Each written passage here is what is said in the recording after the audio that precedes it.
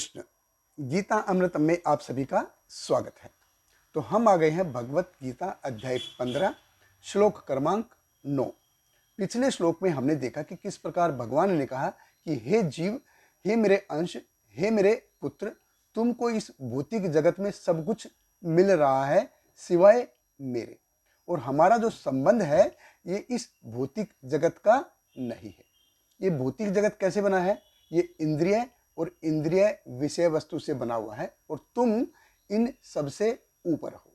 अध्याय 7 में भी जैसे हमने देखा था, भगवान ने कहा था अपरा यम इत तु अन्याम प्रकृतिम विद्धिम मे पराम जीव भूताम महाबाहो या इदम धार्यते जगत। ये प्रकृति है, बहुत सुंदर है, लेकिन ये हमको बांधती है। अब चारों तरफ हरियाली है, सुंदर पेड़ पौधे हैं, लेकिन ये सब जीव को बांधते हैं। और कितने सारे जीव हैं, तो हर कोई अपने कर्मों से बंधा हुआ है।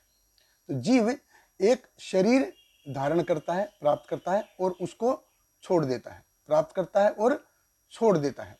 ये प्रक्रिया चलती रहती है। जैसे हवा है, वो सुगंध को एक जगह से दूसरी जगह लेके जाती है, उसी प्रकार प्रकृति क्या है? प्रकृति के जो गुण हैं, हमारे कर्म हैं और हमारे संस्कार हैं, वो एक जीव को एक योनि से दूसरी योनि में लेके जाते रहते हैं। तो एक योनि छोड़ के दूसरी योनि प्राप्त करता है जीव, तो क्या करता है वो भगवान हमको इस श्लोक में बता रहे हैं। जो भगवत गीता अध्याय 15 श्लोक क्रमांक 9, भगवान कृष्ण कह रहे हैं श्रोत्रम चक्षुस्पर्शनम च रसानम घ्राणम एव च अधिष्ठाय मनश्चयम विषयान उपसेवते। भगवान कृष्ण कहते हैं इस प्रकार दूसरा स्थूल शरीर धारण करके जीव विशेष प्रकार का कान, आंख, जीभ, नाक तथा स्पर्श इंद्रिय, त्वचा प्राप्त करता है, जो मन के चारों ओर स्पुंजित है। इस प्रकार वह इंद्रिय विषय के एक विशिष्ट समुच्चय का भोग करता है। देखिए, भगवान कृष्ण कह रहे हैं श्रोत्र चक्षु स्पर्श रसन घ्राण, जैसे हमारे आंख, कान, नाक, जीभ और त्वचा है। ये क्या है? ये भौतिक इंद्रियों से, भौतिक इंद्रियां जो हैं ये शरीर से जुड़ी हुई हैं। ये सारे क्या हैं? स्थूल इंद्रियां हमारी, ऊपर ऊपर से हैं देखने में, जैसे असल ऊपर से हैं, लेकिन असल में इंटरनली जो अंदरूनी तौर पे जो कोडिंग और डीकोडिंग होती है, कैसे होती है? वो हमारी जो 5 सूक्ष्म इंद्रियां हैं उनसे होती है। अभी श्रोत्र, ये कान के लिए सूक्ष्म इंद्रिय है। अभी हमारे कान हो सकते हैं, लेकिन सुनने की योग्यता किसके ऊपर निर्भर करती है? कि हमारा जो श्रोत्र है वो कितना परफेक्ट है। चक्षु, ये आंख के लिए सूक्ष्म इंद्रियां हैं। अभी आंख हमारी हो सकती है, हमारे ऊपर से चश्मा भी लग जाता है, लेकिन क्यों? क्योंकि हमारे चक्षु कमजोर है। आंख तो वैसे ही है, लेकिन चक्षु कमजोर हो जाते हैं। रसन, ये जीभ के लिए सूक्ष्म इंद्रिय है। जो स्वाद है वो स्वाद का दिखाता है। जैसे कोरोना में जिसको हो गया हुआ, तो कोरोना में 3-4 दिन तक, जब तक कोरोना है, जब तक हमको किसी टेस्ट का अनुभव नहीं होता, मिर्ची लगती नहीं उसमें, और नमक का स्वाद आता नहीं है, बस पेट भरने के लिए खाते हैं। तो घ्राण, ये नासिका के लिए है। सूंघने की जो शक्ति है, जो पावर है, वो घ्राण के ऊपर डिपेंड करती है, निर्भर करती है कि कितना इसकी पावरफुल है। स्पर्श, ये त्वचा का सूक्ष्म इंद्रिय है। अब त्वचा है ऊपर से, लेकिन एक्चुअल में कोडिंग डिकोडिंग कैसे है कि ये जो स्पर्श जो हमारे ऑर्गन है उसके ऊपर डिपेंड करता है। अभी अभी हमारे कान है, आंख है, नाक है, जीभ है, त्वचा है, ये ऊपर से है, लेकिन असली जो कार्य होता है ये किससे होता है? ये श्रोत्रम चक्षु स्पर्श घ्राण और रसन से होता है, स्पर्श होता है। जैसे कंप्यूटर होता है ना, कंप्यूटर का हार्डवेयर होता है, लैपटॉप है, कीबोर्ड है, जो भी कुछ है, लेकिन ये सब हार्डवेयर है, लेकिन उसका जो अंदर जो काम करने वाला सिस्टम क्या है? वो असल में उसके सीपीयू है, रैम है, रोम है, मदरबोर्ड है, व्हाटएवर XYZ जो भी कुछ है। तो उसमें जो सर्किट है उसमें इलेक्ट्रॉन गुजरते हैं और तब जाके हमको ये काम करता है।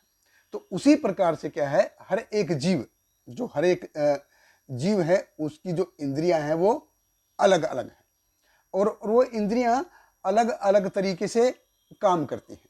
जैसे आंखें हमारी दो हैं, हमारी भी आंखें हैं, लेकिन और चील की भी दो आंखें हैं, लेकिन चील जितना दूर तक देख पाती है हम उतना दूर तक साफ देख नहीं पाते। अब सांप है, सांप का जितना अच्छा स्पर्श है उतना अच्छा हमारा नहीं है। अब कुत्ता जितना उसकी जो सूंघने की पावर है उतनी हमारी नहीं है। तो हर एक जीव का अटैक करने का और अपने आप को डिफेंड करने का जो तरीके हैं या जो उसकी इंद्रियां हैं, जो पावर है, वो अलग अलग हैं और वो उनके सूक्ष्म इंद्रियों के ऊपर डिपेंड करती है। तो भगवान कृष्ण कह रहे हैं अधिष्ठाय मनश्च अयम विषान उपसेवते। अभी जीव को क्या है, शरीर मिल गया, इंद्रिय मिल गई और सूक्ष्म इंद्रिय मिल गई, तो क्या करने में लग जाएगा, वो भोग करने में लग जाएगा। तो जीव की असल में प्रॉब्लम यही है। जीव को शरीर मिला, इंद्रिय मिली, इंद्रिय विषय मिली, तो वो एकदम से अपने आप ईश्वरीय मेंटेलिटी में आ जाता है कि वो अपने आप को ईश्वर समझने लगता है, कि भोक्ता समझने लगता है कि अरे ये सब कुछ मेरे लिए ही तो बना है। अरे भाई ये हमारे लिए नहीं बना है, ये सब भगवान के लिए बना है। तो ईशो उपनिषद में बहुत पहला ही जो सूत्र है, छंद है, बहुत सुंदर रूप से भगवान यीशु उसमें बताते हैं, ईसा वाश्यम इदम सर्वम यत किंचित जगताम जगत। ये जो कुछ तुमको दिख रहा है ना, ये सब कुछ भगवान का है। तेन तख्ता भुंजिता, आप उसमें से सिर्फ उतना लो जितना आपको कम से कम भोग करो है। ये जो भी कुछ आए ये कि ये मेरा नहीं है, मेरा नहीं है, मेरा नहीं है, ये एहसास तुमको, ये ऐसा तुमको लगना चाहिए। इंद्रिय भोग आए तो उसको दूर ढकेल दो, इंद्रिय भोग आए तो उसको दूर ढकेल, जबरदस्ती आए तो थोड़ा सा ले लो, लेकिन ऐसा नहीं है कि हम भोग के पीछे भागते रहें भागते रहें भागते रहें। जितना आए उसके हिसाब से। अब ज्यादा ही सर पे चढ़े तो थोड़ा सा ले लो। तो विषान उपसेवते, तो जितना हम भोग की प्रवृत्ति रखेंगे उतना हम माया में धंसते चले जाएंगे, और जितना हम भोग को दूर ढकेलेंगे उतना हम माया से ऊपर जाएंगे। और तभी यही हमारी मेंटेलिटी असल में रहनी चाहिए कि भोग आए तो भोग को दूर ढकेलो। जब हम भोग को दूर ढकेलेंगे तभी हम इस भौतिक प्रकृति से, भौतिक जगत से बाहर जा सकते हैं। बहुत बहुत धन्यवाद। हरे कृष्ण। श्रील प्रभुपाद की जय। हरे कृष्णा